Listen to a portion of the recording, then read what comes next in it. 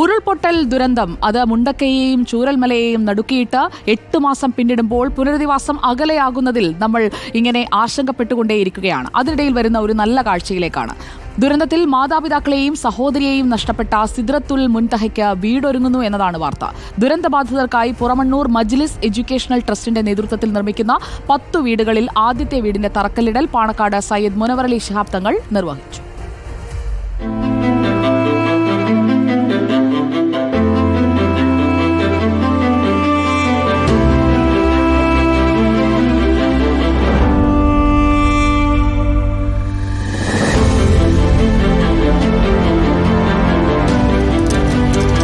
മുസ്ലിം ലീഗിന്റെ കീഴിലുള്ള കോട്ടക്കൽ മജ്ലിസ് എഡ്യൂക്കേഷണൽ ട്രസ്റ്റിന്റെ ആഭിമുഖ്യത്തിലാണ് ഉരുൾപൊട്ടൽ ദുരന്തബാധിതർക്കായി വീടുകൾ നിർമ്മിച്ചു നൽകുന്നത്.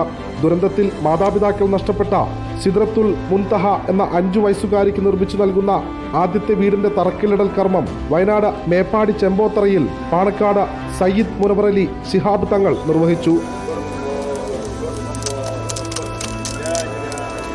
ദുരന്തത്തിൽ അനാഥമായ സിദ്റത്തുൽ മുൻതഹയ്ക്ക് വീടൊരുങ്ങുന്നതിൽ സന്തോഷമുണ്ടെന്നും മുസ്ലിം ലീഗിന്റെ നേതൃത്വത്തിൽ നിർമ്മിക്കുന്ന വീടുകളുടെ ശിലാസ്ഥാപന കർമ്മം വരുന്ന മാസം നടക്കുമെന്നും പാണക്കാട് സയ്യിദ് മുനവറലി ശിഹാബ് തങ്ങൾ പറഞ്ഞു. നമുക്കൊക്കെ സന്തോഷമുണ്ട്.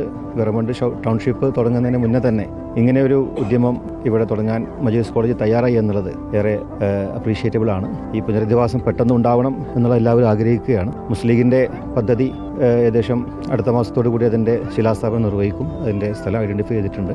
അപ്പോൾ അങ്ങനെയുള്ള ഒരു വലിയ എല്ലാവരും ഒത്തുചേർന്നാൽ നമുക്ക് പെട്ടെന്ന് ഇതിന് ഒരു പരിഹാരം കാണാൻ സാധിക്കും.